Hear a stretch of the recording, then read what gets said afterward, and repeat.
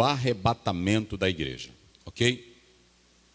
Eu quero pedir a você, meu amado irmão, a você, minha amada irmã, que sempre estão nos acompanhando, pegue a sua Bíblia.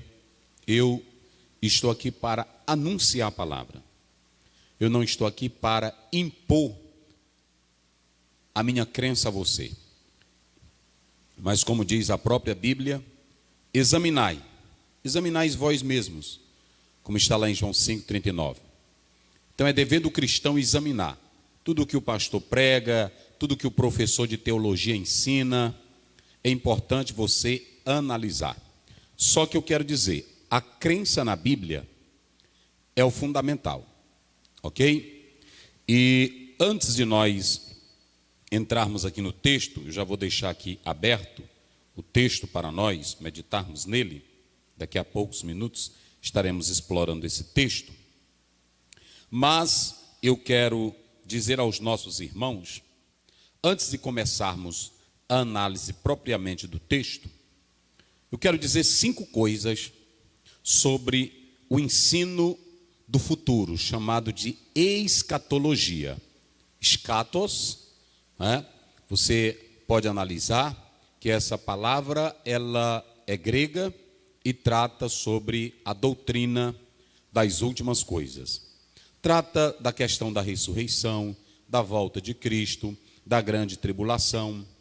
Então, isso é o que nós chamamos de escatologia, doutrinas das últimas coisas, ok?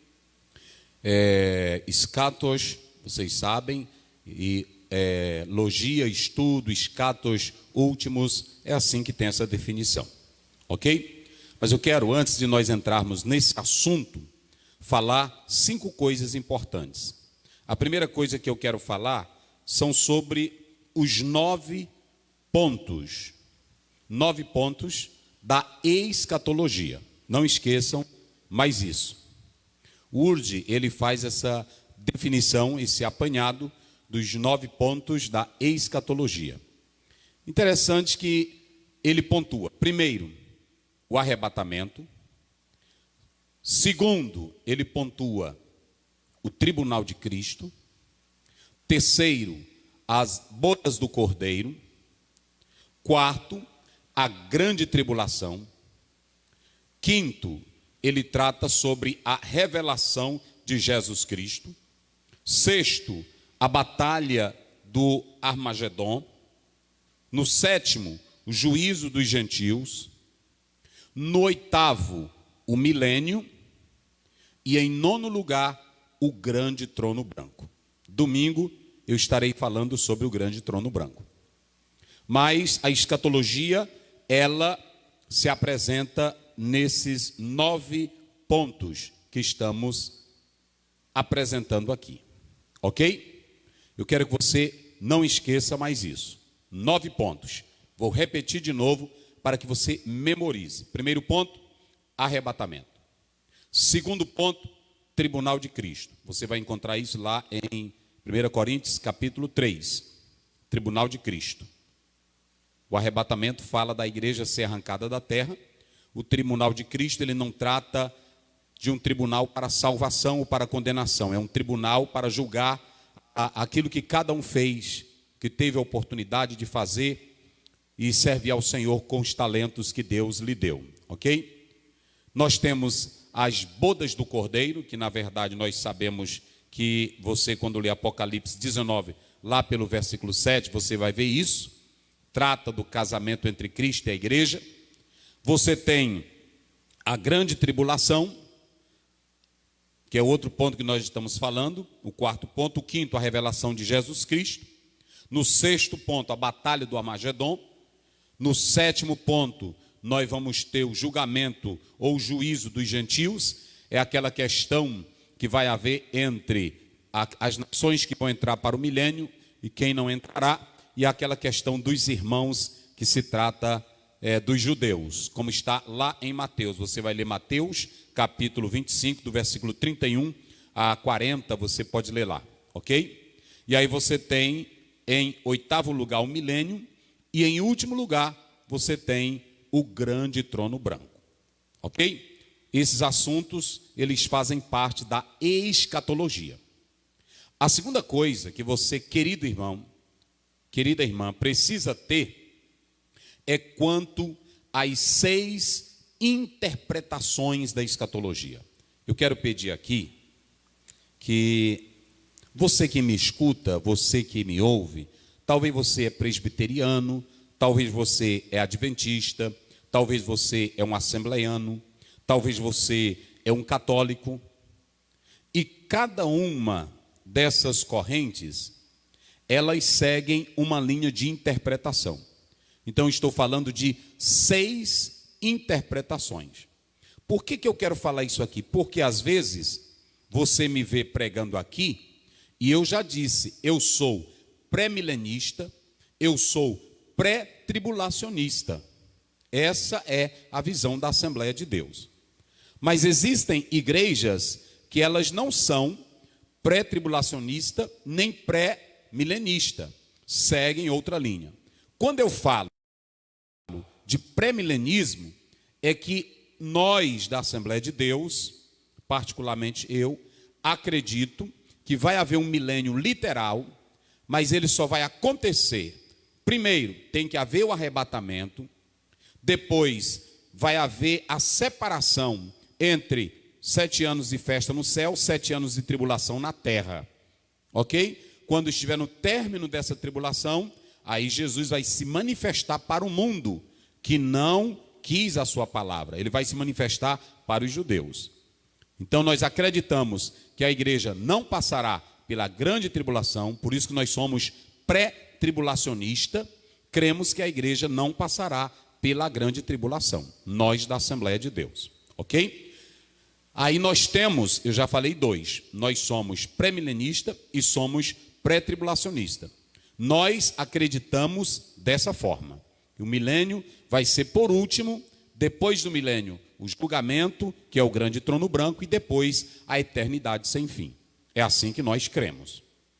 Quero dizer isso para os irmãos, ok? Então, nós falamos dos 2, mas vamos analisar o pós-milenista.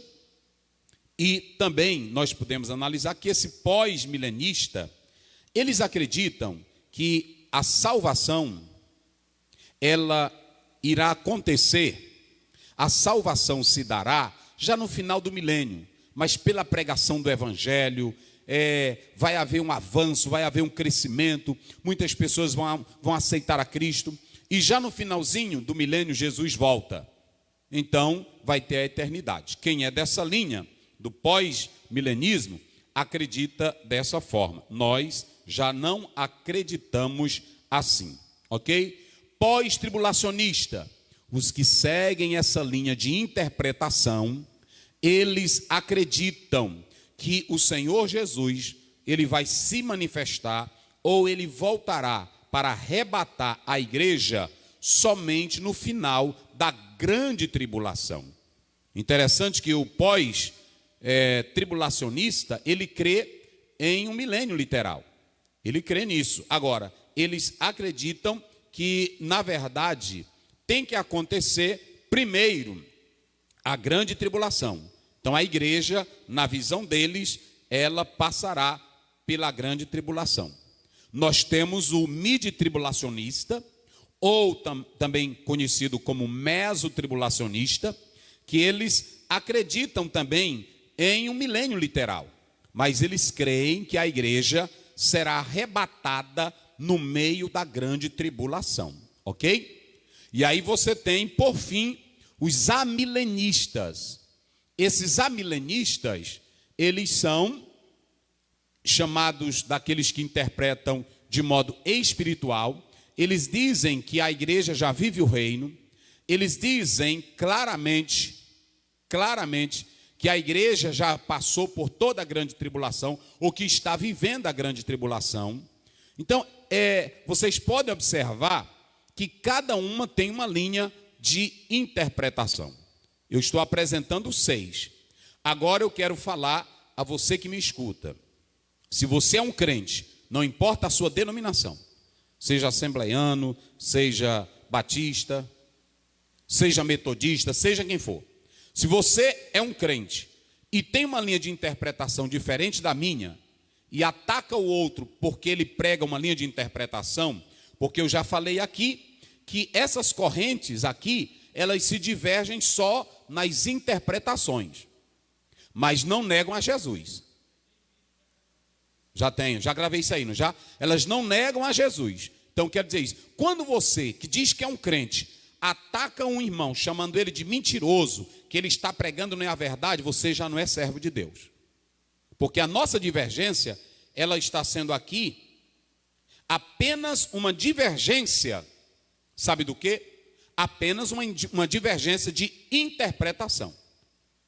Então você não pode atacar os outros só porque eles possuem uma linha de interpretação diferente, ok? Primeira coisa que eu falei é isso. A segunda coisa são as 6 linhas de interpretações da escatologia, ok? Então, quando você ataca o outro, esse aí não sabe de nada, aquele ali não sabe de nada, ele crê... Não, o irmão crê diferente, você crê diferente, mas se você crê em Jesus e crê que vai para o céu, amém. Se você crê que vai ficar para a grande tribulação e depois vai para o céu, amém, problema seu.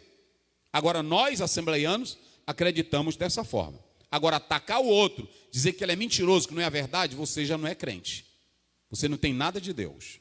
Nada, nada, nada de Deus. Porque um homem de Deus, uma mulher de Deus, respeita o outro, considera o outro. E eu já disse aqui que nós podemos até divergir de interpretações. E eu posso até respeitar o teu direito de falar. Agora, criticar, menosprezar o outro, já não é bíblico. O Senhor não gosta dessas coisas, ok? A terceira coisa, e por que há uma teologia sobre o pré-milenismo? Por que há uma teologia sobre o pré-tribulacionismo? Isso aqui não é invenção de pastor pentecostal. E para você saber bem, você precisa voltar à história. No primeiro século, como é que a igreja acreditava? No primeiro século, se você analisar, nós temos os primeiros pais da igreja que eles eram pré-milenistas. Basta você ler a história. Por exemplo, se você pegar Aristides, João, Clemente de Roma, se você pegar Barnabé, Policarpo, Papias, Inácio, lá no primeiro século, você vai entender que esses homens, os primeiros pais da igreja, eles eram pré-milenistas.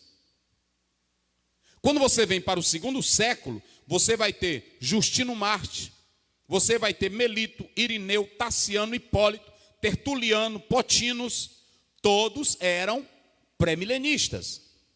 Quando você vem para o terceiro século, você tem Cipriano, você tem Vitorino, você tem Metódio, você tem Nepos, Coracion, Lactâncio, todos eles também eram pré-milenistas.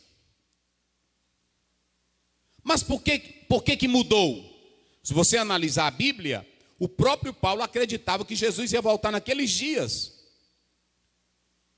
Então, quando você está no terceiro século, aí nós vamos ter um pequeno problema. Vai surgir uma escola chamada Escola de Alexandria, que eles vão inventar um novo método de interpretação bíblica, chamado de método alegórico. Método alegórico é aquele que diz que por trás da letra tem um outro sentido das escrituras. E eles procuram buscar nesse método alegórico uma outra interpretação, desprezando o literal. Deixa eu explicar bem mais claro, para que vocês entendam. Se eu digo aqui, isso é uma garrafa de água, é literal. Estou dizendo que é uma garrafa de água. Quando Jesus diz assim, eu sou a porta, ele não está dizendo que é porta de madeira. É uma figura de linguagem. A figura de linguagem, ela aparece na Bíblia. Ela está clara na Bíblia. Agora, nós temos que analisar aquilo que é literal e aquilo que é alegórico, aquilo que é figurativo. Mas o método chamado método alegórico, que vem com a escola de Alexandria, que quem se destaca lá é Orígenes. Você pode observar que esses homens, Orígenes, Dionísio, Gaio, Clemente de Alexandria, eles vão dar apoio a esse método obscuro, que busca um sentido oculto da palavra de Deus. E aí começa as aberrações nas interpretações bíblicas. Se você pegar a história, tem um moço chamado Guilherme Miller, que ele, fazendo uso desse método, ele fez vários cálculos para a vinda de Jesus. E nos cálculos que ele fez gente perder fazenda, perder comércio, porque em cada cálculo que ele fez, Jesus não voltou. E daí, algumas igrejas começaram a adotar a ideia dele de uma interpretação totalmente fora do literal. Então, quando o método literal foi desprezado com o surgimento do método alegórico, sabe o que foi que aconteceu? Eles abandonaram o método literal, abandonaram o pré-milenismo, e quem entra em cena agora é o amilenismo. Isso é muito perigoso, porque o amilenismo, eu já expliquei agora aqui há pouco, esse amilenismo, ele começa a desprezar a essência daquilo que é literal. E nós podemos analisar, em quarto lugar, que quem vai fortalecer o amilenismo é um moço chamado Santo Agostinho, lá pelo quarto século. Então perceba que agora esse Agostinho, ele entra em cena e na obra que ele escreve, Cidade de Deus, ele dá ênfase ao amilenismo. Se rejeita então a visão pré-milenista e aí dá-se ênfase a esse método chamado amilenismo. Não acreditava na ideia de um reino terrestre, e isso se dá porque, diz Peters, que isso se dá porque, por causa de doutrinas gnósticas e ascéticas, eles começaram a rejeitar a ideia do milênio e do reino vindouro, por causa de Constantino, que em 313 torna a igreja uma instituição do Estado. Eles deixam de ser perseguidos, eles deixam de passar por lutas e agora já começam a acreditar que estavam vivendo o milênio. Então, lamentavelmente, o teólogo Agostinho, quando você analisa isso, esse homem, ele trouxe esse problema pela obra que ele escreve, ok? Então, se você analisar lá em 354 a 431 a.C., você vê que esse Agostinho, ele passa a ter diversas interpretações acerca do arrebatamento. Como nós já falamos, ele dizia que a igreja era o reino visível de Deus na terra. Na interpretação dele, ele dizia claramente que o milênio, ele deveria ser interpretado espiritual, já se cumprindo na igreja. E ele dizia que Satanás foi preso durante o ministério de Jesus Cristo. Então perceba que você tem essas interpretações que fogem da santa e gloriosa palavra de Deus. Eu estou fazendo esse apanhado todo para que você entenda bem uma coisa, que quando, depois do quarto século, quando se rejeitou o pré-milenismo, entrou o amilenismo, não demorou logo para que o pós-tribulacionismo entrasse em cena. O pós-milenismo entrasse em cena. Quando vocês analisam isso, só para vocês terem uma ideia, quando você atenta para isso, acreditava-se que todos já estariam vivendo o milênio. Mas quando veio a Primeira Guerra Mundial e a Segunda Guerra Mundial, em 1914, não é isso? A primeira, 1942, a Segunda Guerra, cadê o milênio esperado? Cadê a esperança que o mundo dizia que ia melhorar com a ciência e tudo? Então, quando veio a Primeira e a Segunda Guerra Mundial, então estourou. Logo se entenderam que não estavam se vivendo novamente o milênio prometido. Se você pegar essa interpretação, de volta entra em cena o pré-milenismo, que é literal. Então perceba que se nós estamos vivendo o milênio, onde está o Cristo reinando para cumprir a promessa de Davi? Se nós estamos vivendo o milênio, onde está o julgamento das nações? Se nós estamos vivendo o milênio, onde estão as promessas que a Bíblia fala? E por que a igreja ainda não foi para o céu? Estão entendendo? Há muitas complicações que acontecem aqui, nessas interpretações espiritualistas. Então perceba que quando eu coloco isso, meus queridos irmãos, e eu quero que vocês entendam bem, Você pode analisar claramente que naquela época, quando se rejeitou o método da interpretação literal e o pré-milenismo, mas haviam grupos que não aceitavam essas doutrinas. Como, por exemplo, nós podemos falar dos valdenses, paulicianos, albigenes. Eles não acreditavam. Eles interpretavam como nós interpretamos hoje. Então, que você possa analisar essas correntes e entender perfeitamente a palavra de Deus, para que você não critique os outros de modo errado, fora do padrão da palavra do Senhor. Ok? Então vamos lá, pastor Luiz, pode ficar para cá. Então nós agora vamos, feito isso, eu falei 5 coisas que você precisa saber sobre a escatologia.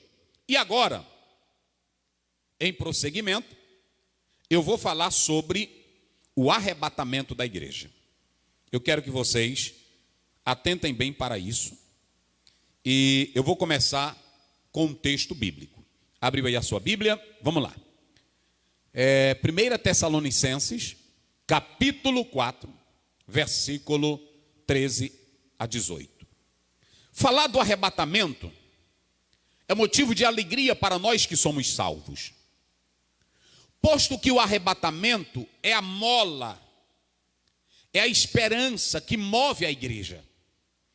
A igreja canta, a igreja trabalha, a igreja ora, a igreja busca a Deus, porque ela tem uma esperança.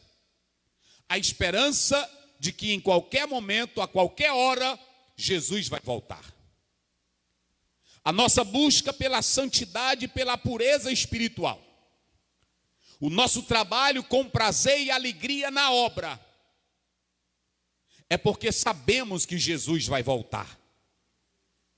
Eu aproveito esse instante, mais uma vez, para dizer: aqueles que estão dizendo que a igreja, ela irá se deserdar, nesse momento de pandemia, que não está se congregando, não está se reunindo, não é verdade.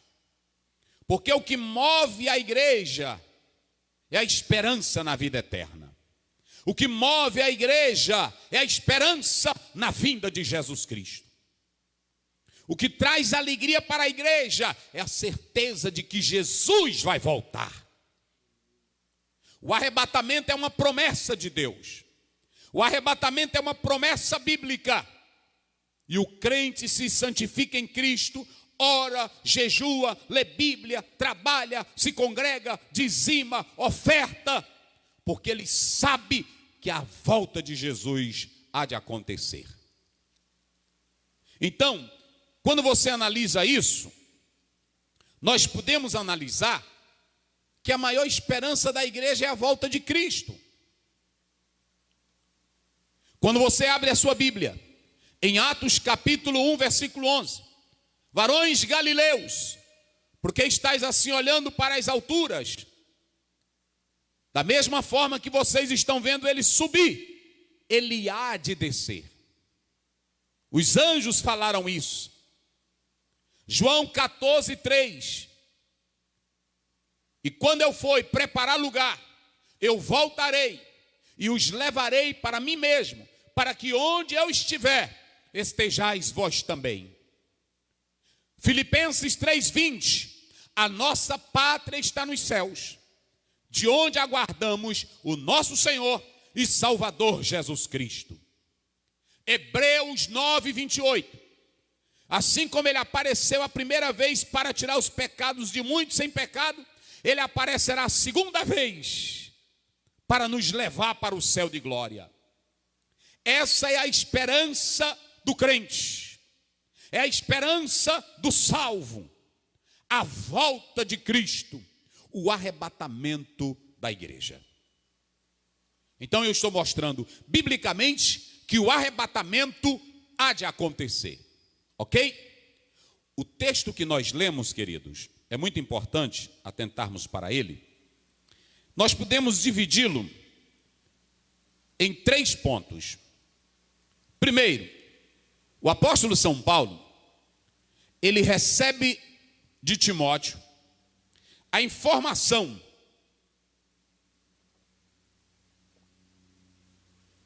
de alguns irmãos que estavam preocupados com os crentes que haviam falecidos. E eles achavam que os crentes que haviam morrido, eles não iriam participar da bênção do arrebatamento da igreja. E muitos estavam preocupados com isso. Olha, o arrebatamento vai ser algo maravilhoso, vai ser algo glorioso, e os que morreram não irão participar. Como é que fica isso? Como é que vai acontecer isso? Então é diante dessa problemática que os cristãos não sabiam como lidar e responder. Não era que eles tivessem dúvidas que o arrebatamento não iria acontecer, que Jesus não iria voltar. Nada disso. A questão deles, eles achavam que aqueles que haviam morrido não iriam participar dessa bênção. Quando Paulo escreve essa carta, nas suas letras, na inspiração divina, dada pela revelação de Deus, ele não apenas trata do arrebatamento, ou melhor, de resolver aquela questão, mas ele também começa a tratar de algo maravilhoso. Ele começa a falar da vinda de Jesus. E prestem bem atenção uma coisa, eu não quero, porém, irmãos, que sejais ignorantes acerca dos que dormem, para não vos entristecer, diz, como os demais que não têm esperança. Aqui ele está dizendo, irmãos, se você é crente e já tem conhecimento da palavra, não sejam como os incrédulos que não têm noção nenhuma do arrebatamento, da volta de Cristo, da ressurreição dos mortos. Essa ideia de arrebatamento, essa ideia de que Jesus virá, essa ideia de que Jesus vem buscar a igreja, é assunto para quem lê Bíblia. É assunto para quem conhece a palavra. É assunto para quem vive a realidade da palavra. Mas eu quero dizer uma coisa aqui esta noite. A Bíblia fala 318 vezes que Jesus vai voltar.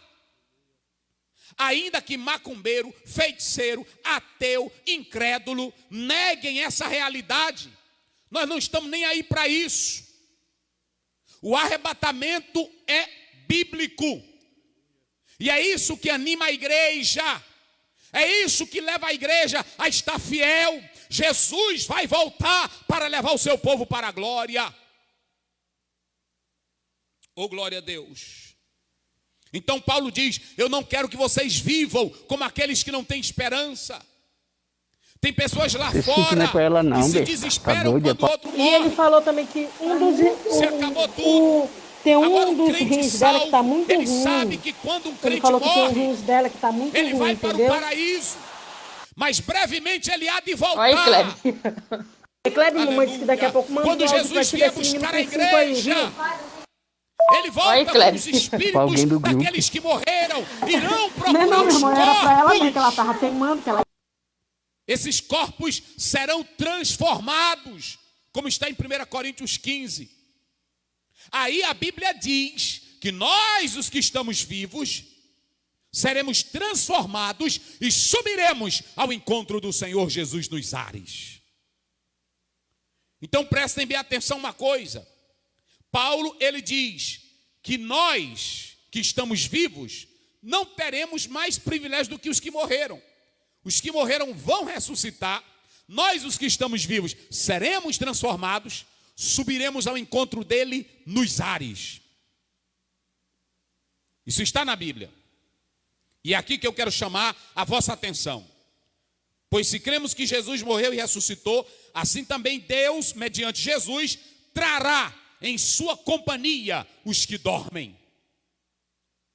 Agora vamos lá. Ora, ainda vos declaramos por palavra do Senhor.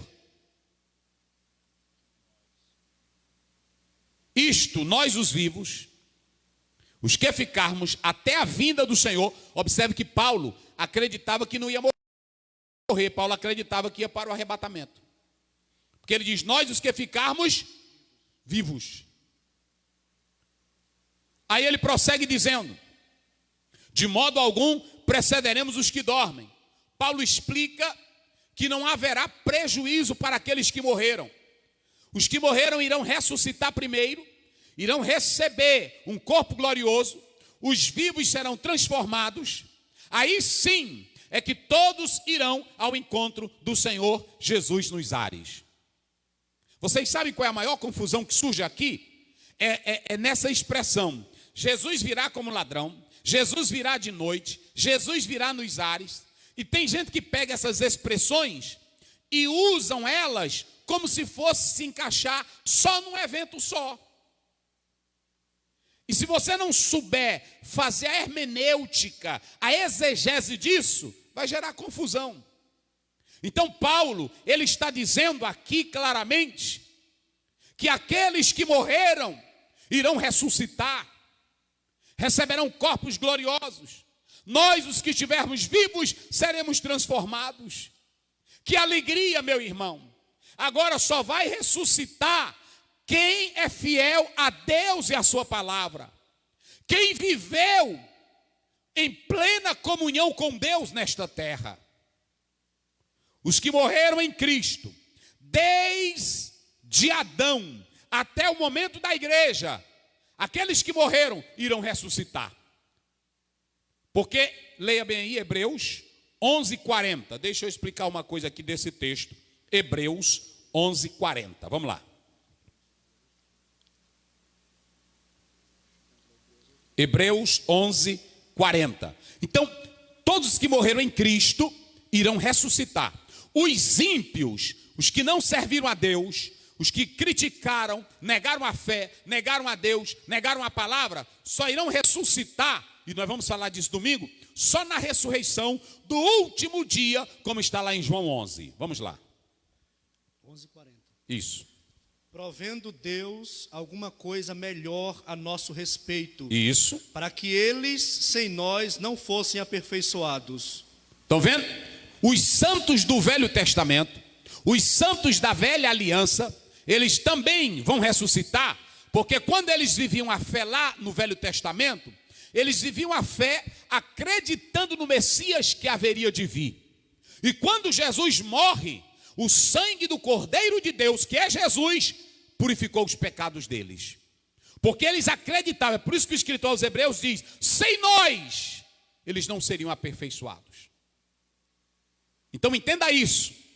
O irmão que morreu em Cristo, serviu a Deus, no momento em que Jesus vier buscar a igreja, ele vai ressuscitar. E quando ele ressuscitar, recebendo a transformação, os vivos seremos transformados. Agora, prestem bem atenção, que quando você chega no versículo 15, está escrito assim, olha o versículo 15. Ora, ainda vos declaramos, por palavra do Senhor, isto, nós os vivos, que ficarmos até a vinda do Senhor. Marque na sua Bíblia essa palavrinha aí, vinda. Marque aí na sua Bíblia, vinda. Sabe o que é essa palavra vinda? Parousia no grego. Parousia no grego. Sabe o que quer dizer? Parousia no grego quer dizer vinda, visita. Só que essa palavra parousia no grego, ela tem dois sentidos. Ela fala na primeira carta de Paulo aos Tessalonicenses. Quando você lê essa primeira palavra, parousia, na primeira epístola de Paulo aos Tessalonicenses, essa parousia está falando da vinda de Jesus para buscar o seu povo. Leia bem aí, 1 Tessalonicenses 2,19, vamos lá. 2,19, como é que diz? Porque qual é a nossa esperança, ou gozo, ou coroa de glória? Porventura não o sois vós também diante de nosso Senhor Jesus Cristo, no dia da sua vinda? Olha aí, vinda, parousia. Então ele está falando aí, primeiramente essa parousia é uma vinda, na primeira carta, para o gozo da igreja. Essa vinda de Cristo é a vinda de alegria para a igreja. Mas pode ir agora no capítulo 4, verso 15, como é que diz? 4,15. Dizemos-vos, pois, isto pela palavra Isso. do nosso Senhor, que nós, os que ficarmos vivos para a vinda do Senhor, Olha. não precederemos os que dormem. Tá vendo? Então veja, parousia novamente. Essa parousia aqui, ela trata, na verdade, de uma vinda, de uma manifestação. Só que na primeira carta, não está tratando da manifestação para Jesus se revelar ao mundo. No primeiro movimento, só na primeira vinda, nessa parousia da primeira carta, só quem vai participar do primeiro movimento do arrebatamento é a igreja. O mundo não irá participar, jamais. Lê bem aí Atos 1, 3, 4, só para os irmãos terem uma ideia. Vamos lá, rapidinho. Então, quando você lê essa palavra parousia, na primeira carta aos Tessalonicenses, está falando da vinda de Jesus para a alegria da igreja. Na segunda carta, parousia, está falando da vinda ou da manifestação de Cristo na sua segunda vinda. Aos quais também, depois de ter padecido, se apresentou vivo com muitas e infalíveis provas, sendo visto por eles por espaço de 40 dias, e falando no que respeita ao reino de Deus. E estando com eles, determinou-lhes que não se ausentassem de Jerusalém, mas que esperassem a promessa do Pai, que disse ele: de mim ouvistes. Interessante que quando Jesus ressuscitou, que ele ficou 40 dias com os discípulos, o mundo não tomou conhecimento. Só quem tomou conhecimento foi a igreja. Ninguém viu Jesus, só a igreja viu Jesus. Semelhantemente é o arrebatamento. O mundo não tem nada a ver com arrebatamento, só quem tem é a igreja. Então primeiro entenda essa palavra parousia, vinda. Mas aí no verso 16, tem outra palavrinha aí. Lê aí, pastor. No verso 16, aliás, não é no verso 16, é no verso 17. 17. Depois nós, os que ficarmos vivos, Isso. seremos arrebatados, Sim. juntamente com eles nas nuvens, a encontrar o Senhor nos ares. E assim estaremos sempre com o Senhor. Alguém pergunta, pastor Ziel, eu já vi alguém dizer, a palavra arrebatamento não aparece na Bíblia. A palavra arrebatamento não tem na Bíblia. Observe o que diz aí. Leia só aí esse textozinho. Seremos o quê? Seremos arrebatados juntamente com eles nas nuvens. É verdade. Deixa eu explicar agora para o irmão que perguntou dessa palavra. Se você pegar essa palavra, harpagesometa, é a palavra grega, observem, seremos. Observem aqui, ó, harpagesometa, essa palavra, seremos arrebatados. Essa palavra, aqui no grego, ela quer dizer, sabe o quê? Arrancado com força. É no texto que foi escrito. No português eles traduzem como arrebatados. Não é assim? Só que no grego a palavra, ela é até mais pesada do que arrebatamento. Harpazo, essa palavra aqui, ela quer dizer harpazo. Harpazo, essa palavra ela quer dizer pegar, levar com força, agarrar, reivindicar para si mesmo. Arrebatar, do latim é rapturo. Rapturo do latim. Então essa palavra arrebatamento, ela aparece nas nossas traduções, mas no texto grego a palavra é arrancar, tirar com força. Há um teólogo que diz que essa palavra quer dizer arrancar para não sofrer um perigo iminente. O Dr. Russell Shedd, no livro que ele escreve sobre escatologia, ele diz claramente que a palavra arrebatamento aparece na Bíblia, em 1 Tessalonicenses 4, 17. Essa palavra, ela também aparece, sabe aonde? Lá, dando a ideia de ser arrebatado, de ser tirado do corpo, lá em 2 Coríntios. Leia aí rapidinho. 2 Coríntios 12, 2, 4. Vamos lá. Foi arrebatado ao 4. Isso. Foi arrebatado ao paraíso E ouviu palavras inefáveis de que ao homem não é lícito falar. Ele foi o quê? Arrebatado. Arrebatado. Então veja bem que a palavra aqui que nós temos é, olha, harpagesometa. Harpagesometa. Seremos arrebatados, arrancados. E a ideia do pré-milenismo, de que a igreja será arrebatada antes de um perigo iminente, que é a grande tribulação, vem daqui. Então nós, os pentecostais, e quem é pré-milenista, não cria ideia absurda.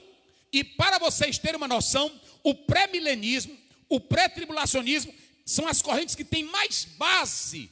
Porque lá atrás, primeiro século, segundo século, início do terceiro século, todos os pais, a maioria, eram pré-milenistas. Meu Deus!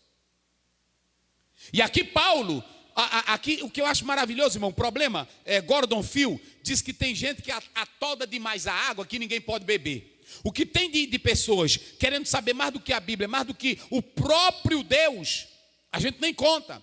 Aqui você não está lendo Paulo falando de pré-milenismo, pós-tribulacionismo, amilenismo, mesotribulacionista.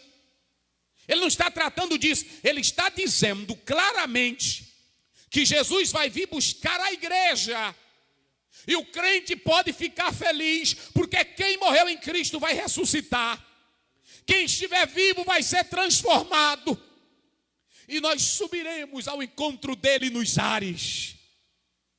Essa expressão nos ares, ela tem uma conotação espiritual. Declara também que aquilo que tentava barrar a igreja, Jesus destrona tudo, que é o lugar onde o príncipe das trevas atua. Mas o Senhor, quando vier buscar a igreja, não tem força, não tem poder demoníaco, não tem poder satânico, que vai deter esse acontecimento. Oh, glória a Deus. E olhe para cá, meu irmão. Se Jesus voltasse agora, pastor Luiz, se Jesus voltasse agora mesmo, ele vai ficar nos ares. Aí a Bíblia diz que 3 coisas no momento em que ele voltar.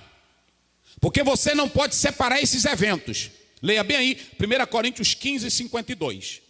15, 52. Como é que diz? O negócio é a Bíblia. 15, 52. Vamos lá.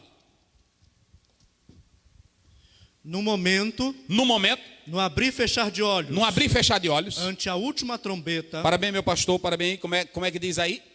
No momento. Muito bem. No momento. Vai. No abrir e fechar de olhos. Pronto, bem, fica bem aí. No momento, no quê? No abrir e fechar de olhos. Tá bem aqui, é porque eu quero pegar uma palavrinha aqui, deixa eu ver aqui. Que a mente da gente pode falhar. 15:52, não é isso? 15. Pronto, está aqui. Olha, como é, no quê? No momento. Olha, irmão, sabe como é que está aqui no grego? En atomo. Atomo. Olha, atomo. Vocês já estão ouvindo essa palavra. Atomo é a palavra átomos. E átomos não pode ser dividido em 2. O momento do arrebatamento é um. Essa palavra, no momento, atomo, está aí. Olha, en atomo, en ripe. Que essa palavra ripe quer dizer piscar. Oftalmu, de olhos. Ente, escate. Última, eu já expliquei o que é escate. Última. Olha aí. Salpingue, trombeta. Essa expressão atomo é a palavra átomo, que não pode ser dividida em 2. Ou seja, quando Paulo diz lá em Tessalonicenses, volto para lá agora. Quando Paulo diz lá em Tessalonicenses, ele diz, olhe bem para mim aqui, que se Jesus voltasse agora, como eu estava explicando, se ele voltasse agora, ele vai ficar nos ares. O mundo está normal aí. Se tiver nessa onda do coronavírus, é o coronavírus. Os jornais estão normais. A vida está normal. Todo mundo cuidando dos seus, porque arrebatamento não tem nada a ver com o mundo. Só tem a ver com a igreja. Tudo estará normal. A política, a economia, todo mundo trabalhando. Mas quando ele estiver nos ares, 3 coisas irão acontecer. 3 coisas, leia aí, pastor. Será dada a palavra de ordem. Oh, glória a Deus. Última trombeta. Porque a trombeta soará e os mortos ressuscitarão incorruptíveis, e nós seremos transformados. Aí, tu começou de onde? Do 52. Não, é lá Só quer voltar no... Tessalonicenses 4. Vamos lá do 4:16. Depois, 16. Porque o mesmo Senhor descerá do céu com alarido. Ele descerá do céu com o quê? Com alarido. Alarido. Olha aqui, olha, essa palavra, Keleosmati, essa palavra, Keleosmati, ela quer dizer o quê? Grito de comando. O mesmo Senhor descerá do céu com o quê? Com alarido. Com alarido, grito de comando. Jesus vai descer nos ares. E lá dos ares, ele vai dar esse Keleosmati, grito de comando.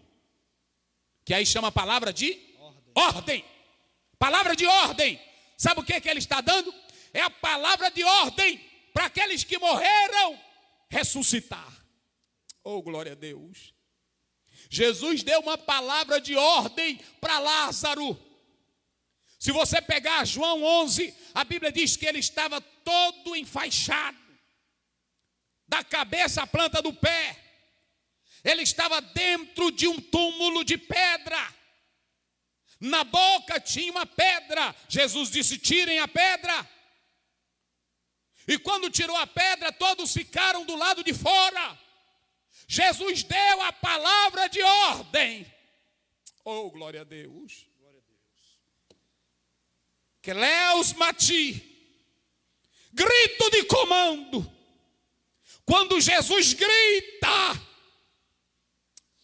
quando Jesus fala, só ele falar já é poderoso. Imagina ele dar um grito de ordem. Oh, glória a Deus. Oh, glória a Deus.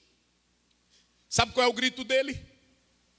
Ele chegou e disse: Lázaro, sai para fora. Lázaro veio como? Ele veio flutuando, porque ele não podia andar, que ele estava todo. Depois que quando chega, ele diz: desatai-o e deixai-o ir. Palavra de ordem, grito de Jesus. Jesus vai dar um grito. Jesus vai dar um grito tão grande. Olha para cá. O Pedro morreu, a Maria morreu, o Francisco morreu, o Luiz morreu, todos, mas morreram em Cristo. Lá na sepultura, no Quebá, está só o seu corpo, porque a Bíblia diz que Jesus vem com o espírito deles, e ele dá ordem: desçam lá, e eles vão descer, e vão entrar nos corpos dos crentes que morreram. E aí a Bíblia diz que na mesma hora, no abrir e fechar de olhos, átomos, seus corpos serão glorificados. Não terão mais essa natureza perecível. Irão viver para todo sempre. A Bíblia diz lá em Mateus 8, irmão, que Jesus, olha como a voz dele é poderosa. A Bíblia diz que só Jesus, os discípulos disseram: Senhor, é porque nós vamos morrer aqui. Olha o vento, olha o mar. Jesus na mesma hora chegou e disse assim: calma-te, vento, e aquieta-te, mar. A voz dele, agora imagina ele gritando. Se você lê bem aí o Salmo 29, me parece que é do versículo 2 ou 3, só para você ver como é a voz de Deus. E naquele dia ele vai gritar. Oh, glória a Deus. Naquele dia ele vai gritar. Vamos lá. A voz do Senhor ouve-se sobre as águas. Eita! O Deus da glória troveja. Eita, Deus! O Senhor está sobre as muitas águas. Pronto, vocês sabiam que... Para aí, pastor. Essa expressão aqui, olha como a Bíblia é linda. Lá na mitologia grega, tinha o Deus das águas, é o Poseidon. Aí eles acreditam: não, tem um Deus da água, tem um Deus do fogo, tem um Deus do trovão. Olha o que a Bíblia diz: a voz de Deus é quem manda nas águas. Tem negócio de Poseidon não. Aí a Bíblia diz: pode ir, vamos lá. A voz do Senhor é poderosa. Eita, a voz de Deus. A voz do Senhor é cheia de majestade. Eita, meu Deus. A voz do Senhor quebra os cedros. Eita, Pai. Sim, o Senhor quebra os cedros do Líbano. Isso. Ele o faz saltar como um bezerro. Isso. Ao Líbano e Sirion. Isso. Como novos unicórnios. É. A voz do Senhor separa as labaredas do fogo. Isso. A voz do Senhor faz tremer o deserto. Isso. O Senhor faz tremer o deserto de Cádiz. Meu Deus. A voz do Senhor faz parir as servas. Pastor, só um minuto, você sabia que até a cabra para parir, ela pare por causa da voz de Deus? Toda a natureza, tudo está no controle de Deus. Depois lê esse salmo. Muito bem, obrigado, pastor. Aí tem gente que fica preocupado, pastor, mas aí fulano de tal, o crente que morreu queimado, o crente que morreu de acidente, o crente que só encontraram os pés dele, o crente que não encontraram nada do corpo, e aí? A voz de Deus é poderosa. Ele vai dar o grito. Oh, aleluia. Oh, aleluia. Aí nós vamos cantar. Cadê? Aqui, vamos lá. Aí nós vamos cantar. Glória, glória, aleluia. Quando angelical trombeta. Como é? Vamos lá. Quando angelical trombeta. Quando angelical trombeta. Nesse mundo destrugir. O meu nome ouvirei. Jesus. Para bem aí. Oh, glória a Deus. Levanta, João. Levanta, Pedro. Levanta, Maria. O grito é dele. A primeira vez que Jesus gritou na Bíblia, a terra tremeu. O véu do templo se rasgou de alto a baixo, quando ele disse: está consumado. Não é isso? Nessa mesma nota aí, segura essa mesma nota aí, menor. Já conheces o bem e o mal, já ouvistes de Jesus falar. Há um grito mais alto que afirma que os salvos irão descansar. Para uns é um grito de dor, para outros é por ilusão, mas para nós esse grito é o último grito de Deus para nós, irmãos. Jesus vai gritar. Oh, glória a Deus. Ele vai gritar. Quem morreu de acidente, quem morreu, se perdeu no mar, até hoje ninguém achou. Jesus vai vir com o espírito daqueles que morreram. Oh, glória a Deus. O meu nome eu ouvirei Jesus chamar. Glória, glória, aleluia. Eu espero ouvir Jesus a me chamar. Como é a outra estrofe? Oh, que música suave há de ser pra mim ouvir. Oh, aleluia. O meu nome Jesus Cristo anunciar. Meu Deus. Oh, que gozo vai minha alma lá nos altos céus fluir. Meu Deus. Quando Cristo o meu nome proclamar. Ele vai dar o grito. Glória, glória, aleluia. O meu nome ouvirei Jesus chamar. Aleluia. Glória, glória, aleluia. Eu espero ouvir Jesus a me chamar. Oh, glória a Deus. Oh, glória a Deus. Leia bem aí João 5, 28, 29. Pode ficar aí. Oh, glória a Deus. Está lá o corpo dele, já não tem mais nada, só virou pó, porque a Bíblia diz em Gênesis 3,19 que é pó, volte ao pó. Só tem pó, só poeira. Mas vai dar o grito. Palavra de ordem, sai daí, levanta. Leia aí João 5. Não vos maravilheis disso, Oh, glória a Deus. porque vem a hora em que todos os que estão no sepulcro Vem a hora ouvirão a sua voz. em que todos estão no sepulcro Ouvirão a sua voz. ouviram a sua voz. E os que fizeram bem sairão para a ressurreição da vida, e os que fizeram mal para a ressurreição da condenação. Meu Deus, ouvirão a voz. Está cheando aqui, vê aqui. Vê o que é aqui, rapidinho, está cheando por aqui, ó. Glória a Deus. Os que estão no sepulcro ouvirão. Ouvirão o quê? sua voz. Não sou eu que estou dizendo não, meu irmão. Quem está dizendo aí é Jesus. Os que estão no sepulcro ouvirão o quê? a sua voz. E o que mais? Uns ressuscitarão para a vida, Oh, glória a Deus. e outros para a condenação. Muito bem.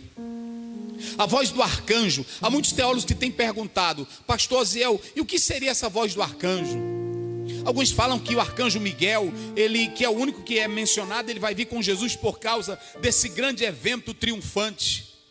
Mas há muitas questões. Alguns dizem que quando se fala aqui dessa voz do arcanjo, que ela é indefinida no grego, na verdade ela está falando apenas da grandeza do evento. E alguns dizem que está relacionado com Israel. Mas essa voz aqui, ela pode ser a voz desse grande príncipe, do grande Cristo. Está aí. Nós podemos analisar arcangelo do arcanjo. E aí vem a trombeta de Deus. A trombeta de Deus aqui é para reunir. Havia a trombeta de Deus em Israel, que reunia as nações, ou a nação de Israel, para o jubileu. E Paulo diz em 1 Coríntios 15:52, no momento, no abrir e fechar de olho, ao toque da última trombeta. Leia bem aí Mateus 24:31. Essa trombeta aqui é para a igreja. É a reunião. Oh, glória a Deus. Aleluia. O som da trombeta é para uma convocação de um serviço dedicado. É o arrebatamento. Como é que diz? E ele enviará os seus anjos com rijo clamor de trombeta. Olha aí. Os quais ajuntarão os seus escolhidos desde os quatro ventos, de uma a outra extremidade dos céus. Isso, pode ir. Aprendei, pois, esta parábola da figueira. Quando já os seus ramos se tornam tenros e brotam folhas, sabeis que está próximo o verão. Então essa trombeta aqui de Mateus 24:31 já é a trombeta para Israel. Que os irmãos sabem que Deus há de reunir Israel para fazer o julgamento das nações, que nós já falamos aqui dentro daqueles itens da escatologia. Paulo, ele usa, oh querido irmão, ele usa essa mensagem do arrebatamento para alegrar o crente, para animar o crente. Ele diz, queridos, verso 18, consolai uns aos outros com estas palavras. O cristão tem que saber que Jesus vai voltar. Ele vai dar o grito, voz de comando. A trombeta tocará para convocar para um serviço dedicado. A voz do arcanjo diz que o evento é triunfante. Irmão, quem é crente não pode se desesperar. Que não é isso? Quem é crente não pode se desesperar. Quem é crente não pode ficar com medo. Quem é crente tem o destino certo. Arrebatamento é duas coisas. A primeira, arrebatamento é a vinda de Jesus para buscar a igreja. A segunda, arrebatamento é a libertação. Vai chegar o dia, glória a Deus, que esse texto que nós estamos mencionando aqui que está dizendo na voz passiva grega,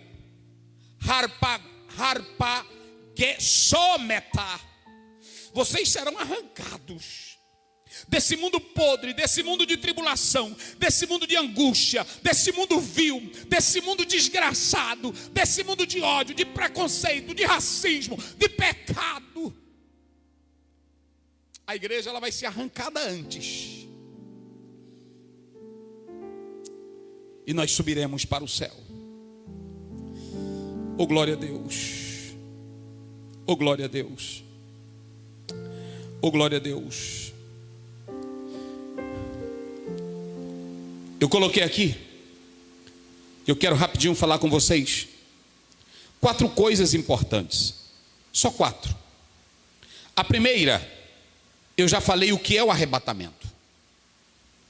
Está na Bíblia, aparece 318 vezes e citei alguns textos bíblicos.